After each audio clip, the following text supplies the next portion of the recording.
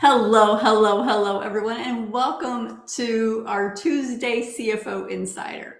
My name is Amy Brownell, and I am the founder of the CFO and Advisory Academy. And every single Tuesday, I go live here on YouTube and on Facebook to talk about all things CFO advisory related. So today we have a really good topic, what I wish I knew before I left corporate. So leaving corporate, as many of you know, was the best move I've ever made.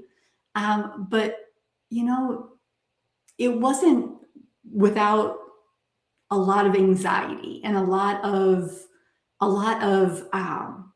thought put into it. So I want to go through some of that today with you to see if maybe you're in the same situation. So before we dig into it, I'd love it if you go ahead and hit that subscribe button. That way you know every time I go live, whenever I drop new content, and you can be a part of it. And as we're going through the live, if you have any questions, if you have any comments, concerns, go ahead and put those into the comments, and I will go ahead and answer them here on the live. Excuse me. And if it's after the live, I will go ahead and answer them later on. So no worries there. I always want to make sure you get your questions answered. So what are we talking about today? What I wish I knew when I left corporate. So like I said, my last corporate job, it was a doozy. It was a doozy. It was the definition of high stress. It was long working hours. I'm talking 80-hour weeks. It was during COVID, so it didn't feel like there was much control being had by anyone, certainly not by me. I was eating all 3 meals a day at my desk. I wasn't going outside. I wasn't talking to my family. I wasn't talking to my husband. It got that bad before I realized that I needed to make a change. But here's what I wish I knew before I left. I had always been thinking, first, like I've always thought that the corporate job was a safe way to go.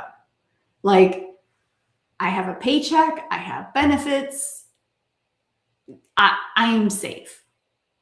But that belief really shatters when you are laid off from your job due to a restructuring or just a reduction in force, whatever the cause.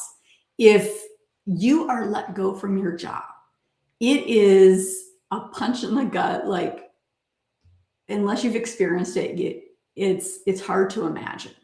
It makes you question everything about yourself. And it shatters that idea of a safe paycheck.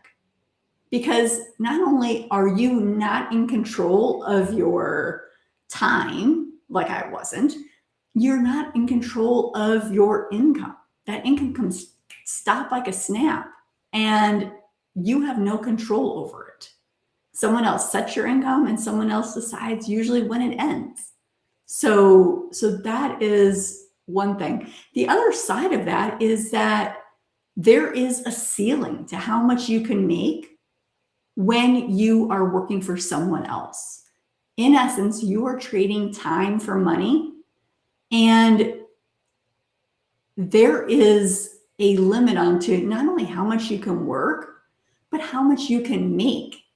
Because, if you're on the corporate ladder, then maybe you're salaried and it doesn't matter.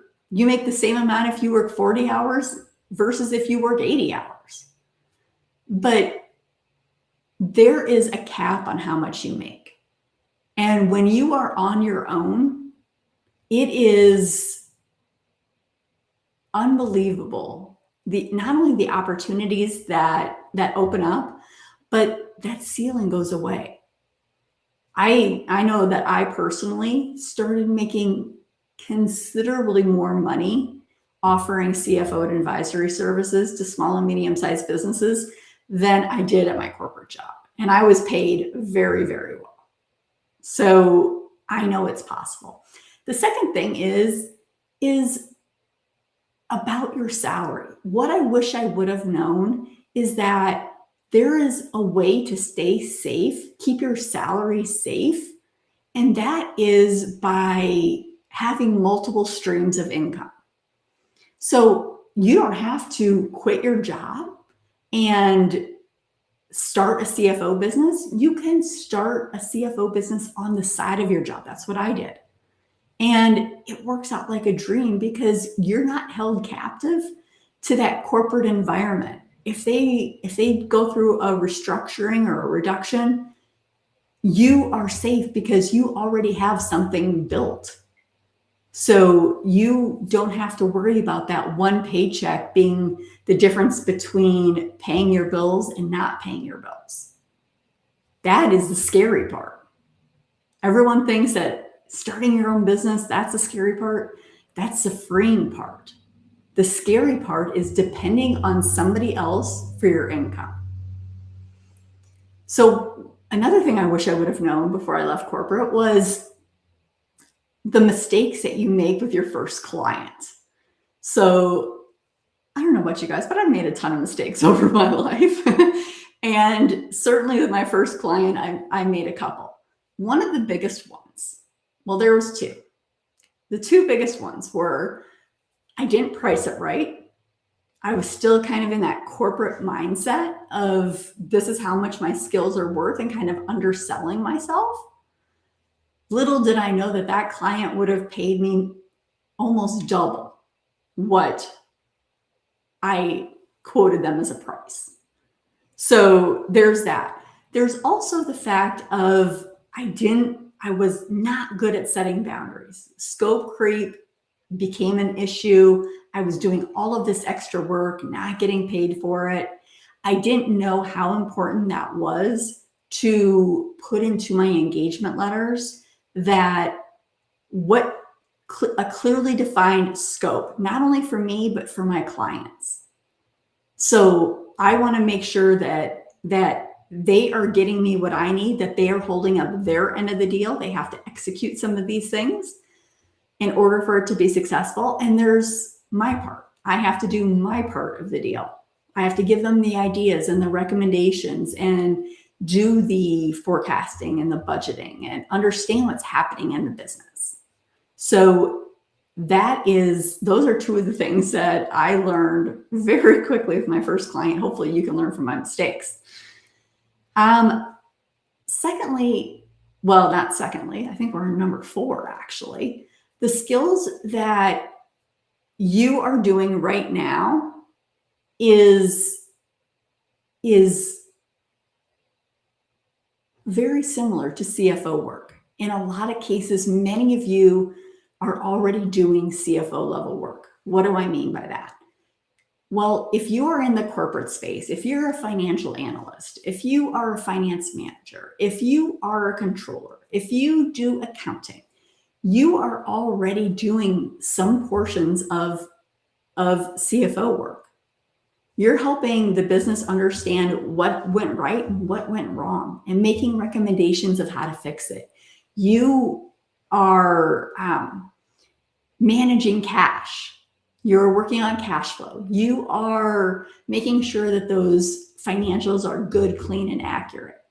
You are solving everyday business problems. That is what CFO advisors do.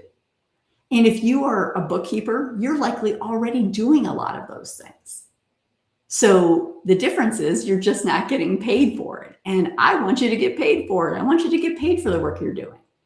So I really want to make sure that you are getting paid for the work that you do, because if you're already doing the work, then you should be getting paid for it. All right. And then finally, what actually makes leaving less scary in hindsight? It's not usually what you expect ahead of time.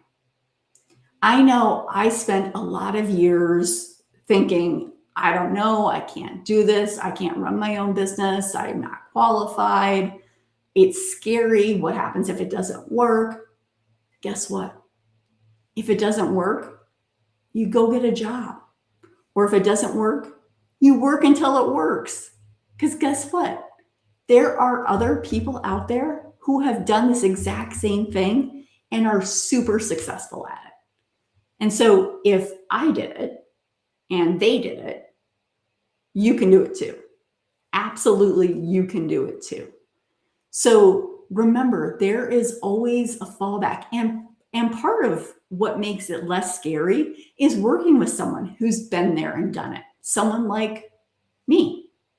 So if you are interested in learning more about CFO and advisory services, I would love for you to go ahead and answer a few questions, schedule a call with me. Let's talk about where you are, where you want to go, and if CFO and advisory services are the way to get you there. So if you are interested in that, you can go ahead and go to the link that is in the description of this video. It is cfoadvisoryacademy.com/registration. You can also just go to cfoadvisory.com and that'll take you to the same place. So that is today's topic. If you have any questions, I don't see anything in the chat, feel free, even after we're done going live, drop them in there and I will get them answered for you. I hope you guys enjoyed today's topic, and I will see you next Tuesday for another edition of the CFO Insider. Have a great week.